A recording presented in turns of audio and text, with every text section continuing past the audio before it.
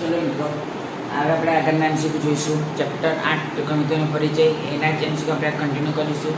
તો વિડીયો ચાલુ કરતા પહેલાં હજી ચેનલને સબસ્ક્રાઈબ ના કરી હોય તો જલ્દીથી ચેનલને સબસ્ક્રાઈબ કરો અને નોટિફિકેશન પર ક્લિક કરો કે જેથી કરીને આપણે કોઈ પણ વિડીયો મૂકીએ તો સૌથી પહેલાં તમારી પાસે આવે. તો આજનો વિડીયો ચાલુ કરીશું. નીચેના પૈકી કયું જૂથ વિભાગ A ની માહિતીને વિભાગ 2 સાથે સાચી રીતે જોડે છે? તો મિત્રો તમને ખબર હોય તો આ ફોર્મ્યુલા છે કે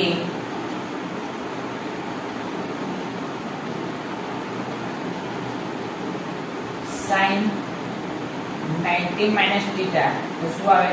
cos theta. cos 90 minus theta તો શું આવે? sin theta.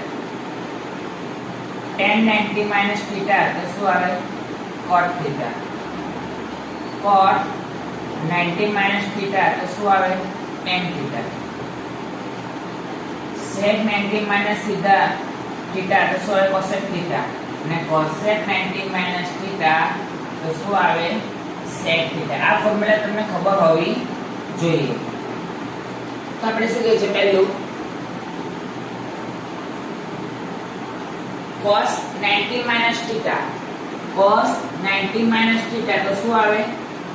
sin theta. શું આવે? sin theta. cot 90 minus theta તો શું આવે? tan theta. પછી cosec 90 minus theta તો શું આવે? sec theta. તો પહેલામાં શું આવે છે? b. પહેલાનો b, પછી બીજાનો d, એટલે ઓપ્શન a આવે અને ત્રીજાનો a. આ તમને ખબર પડી? એ તમને ફોર્મ્યુલા આવડતી હોવી જોઈએ તો તમને તરત ખબર પડી જાય કે કઈ ફોર્મ્યુલા યુઝ થાય.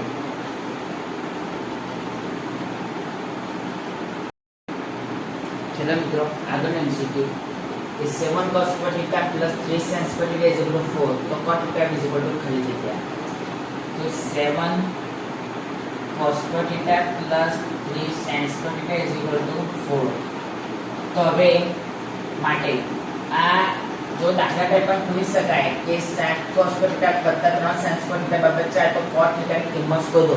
પણ એ પૂછી શકે સેક્શન B માં, ના કે સેક્શન C કે D માં પૂછાય, સેક્શન B માં પૂછી શકાય. એટલે ધ્યાનથી જોજો. એટલે દાખલા ટાઈપ જ ગણું છું. 7 cos square theta વત્તા 3 sin square theta બરાબર 4. તો માટે 7 cos square theta વત્તા 3 sin square theta બરાબર 4. જોડે કશું નથી એટલે 1 સમજવાનો. તો 1 ની જગ્યાએ આપણે શું લખીશું કે sin square theta વત્તા cos square theta. એટલે sin square theta વત્તા cos square theta is equal to શું થાય? a.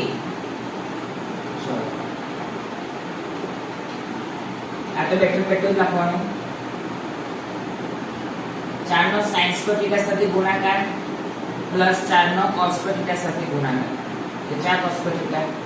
હવે cos square theta વાળા એક બાજુ, sin square theta વાળા એક બાજુ.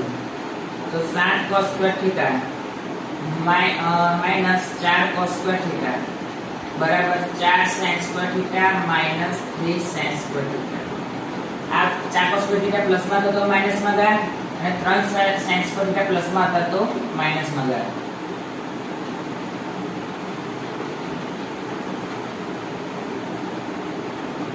તો માટે 7 minus 4 એટલે 3 cos square theta બરાબર 4 minus 3 તો 1 sin square theta. એટલે 1 ગુણ્યા sin square theta એટલે sin square theta થાય. હવે આપણે cot theta લાવવાનું છે. તો sin square theta ગુણાકારમાં છે ભાગાકારમાં જશે અને 3 ગુણાકારમાં છે એટલે ભાગાકારમાં જશે.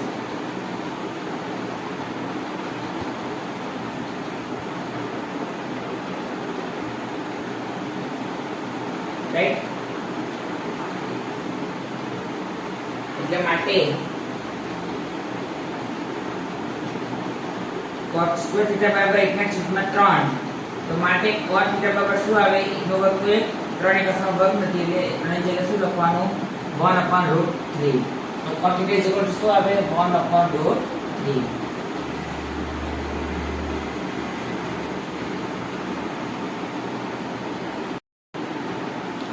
ચલો મિત્રો, આગળનું sin square 15 plus sin square 75.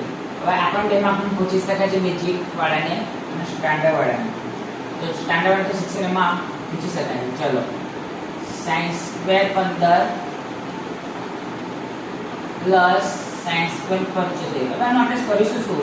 તો જો sin square 15 plus sin square 90 minus કરીશું. 90 માઈનસ કેટલા કરીશું? 15 થી 9 માંથી 15 બાદ કરો તો 75 આવે. અને 90 ની લીધે ચેન્જ થઈ જશે. sin 90 માઈનસ થીટા તો શું આવી જાય? cos theta.